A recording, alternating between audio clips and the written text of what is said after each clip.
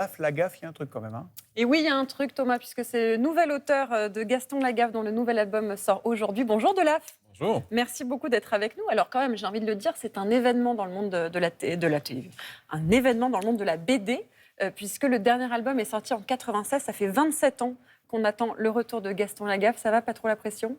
Non, pas trop. Je suis en paix quand même avec tout ça. Il s'est passé tellement de choses que maintenant, je respire. Qu'est-ce que vous vous dites aujourd'hui, le jour de la sortie?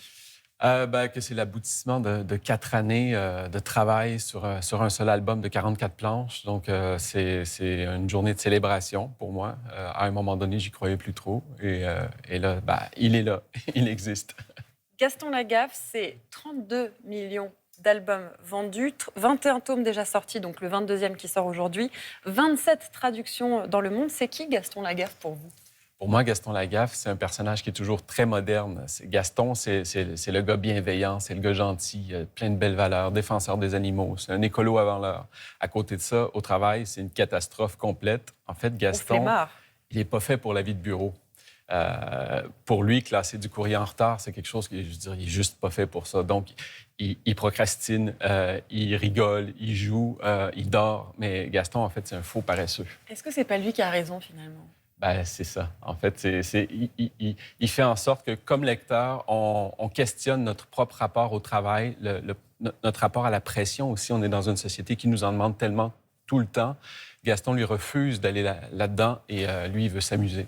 Alors, j'ai une question. Comment ça s'est fait? Comment vous avez été choisi, vous, pour faire ce 22e album, pour succéder à Franquin? En fait, tout a commencé avec un hommage à Franquin que j'ai réalisé en 2017 pour l'album La Galerie des Gaffes, qui célébrait les 60 ans du personnage. On m'avait demandé de faire une planche dans mon style à moi, comme on connaît sur les nombris, et j'ai dévié de la consigne. J'ai fait une planche un peu à la Franquin pour m'amuser, pour apprendre. Et la planche a été beaucoup remarquée et on m'a proposé d'en faire tout un album. Alors, vous avez décidé de ne pas changer grand-chose. Gaston ressemble vraiment au Gaston de Franquin. C'était trop de pression de le modifier physiquement? En fait, pour moi, c'était pas souhaitable parce que Gaston et Franquin sont vraiment indissociables l'un de l'autre. Et je me suis dit, Franquin a toujours voulu que la transition d'un dessinateur à l'autre se fasse tout en douceur. Et c'est pour ça, en fait, que je me suis dit, je vais essayer de le faire en douceur, moi aussi. Alors, qu'est-ce qu'il a de vous, ce Gaston-là? Il a de moi, effectivement, il y a tout l'exercice de mimétisme qui, à un moment donné, a ses limites parce qu'on voit toujours un peu de ma personnalité au travers. Donc, il y a ça, déjà.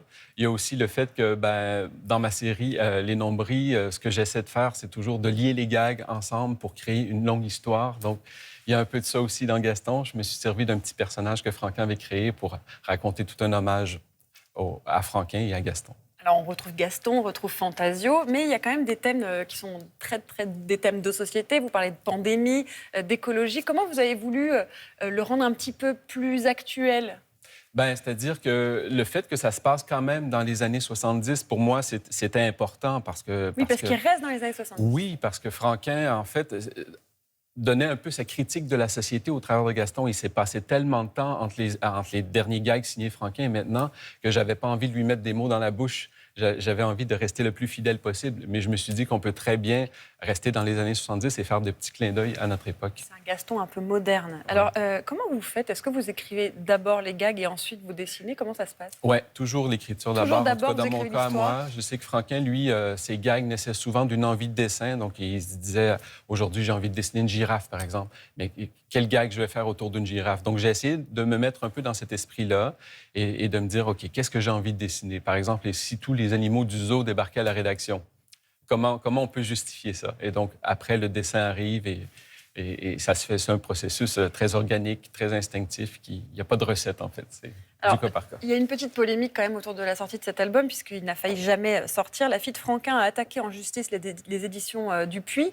en précisant que son père ne voulait pas que Gaston soit repris par qui que ce soit après sa mort. Elle a finalement été déboutée par la justice belge. Comment vous avez réagi à ce moment-là, vous? Avec un peu de surprise, parce que moi, on m'avait dit effectivement que Dupuis possédait non seulement les droits d'exploitation, mais aussi le droit de faire de nouveaux albums. Franquin avait aussi déjà dit qu'après sa mort, les vivants décideront. Donc, pour moi, tout roulait. J'ai été un peu surpris, mais en même temps, je me suis dit, c'est la vie. Il y a manifestement un différend entre l'éditeur et l'ayant droit. Donc, je vais rester en retrait de tout ça. On va attendre la réponse. Et ce que j'ai trouvé le plus dur, en fait, c'est d'attendre longtemps une réponse. Mais pendant ce temps-là, je me suis concentré à terminer mon album. Je me suis dit, je veux le terminer pour moi. Même s'il ne voit jamais le jour, au moins, je me serais rendu au bout de cette aventure-là. En combien de temps vous l'avez fait? 4 ans? 4 ans, oui. 4 ans. Comment ça s'élabore? 4 années de quoi? De réflexion?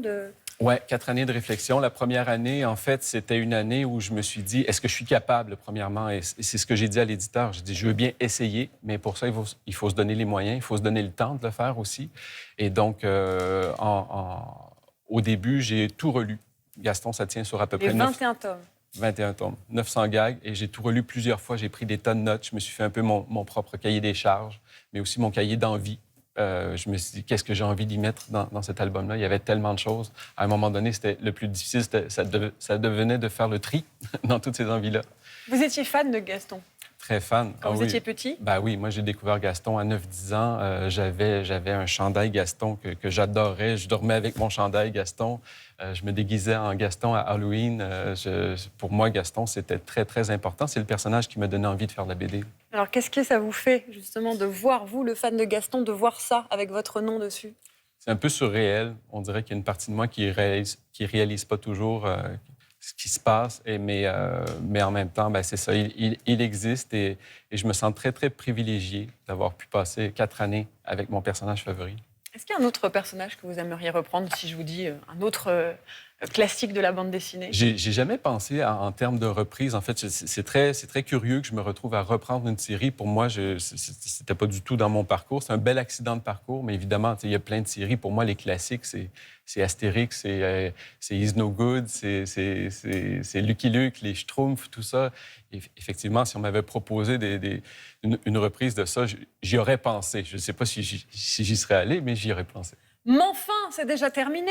Merci beaucoup. Bon, c'était très mal fait, hein, excusez-moi. Bon, merci beaucoup Delaf d'avoir été avec nous. Je rappelle que le 22e album de Gaston Lagaffe sort aujourd'hui. C'est le premier depuis 27 ans.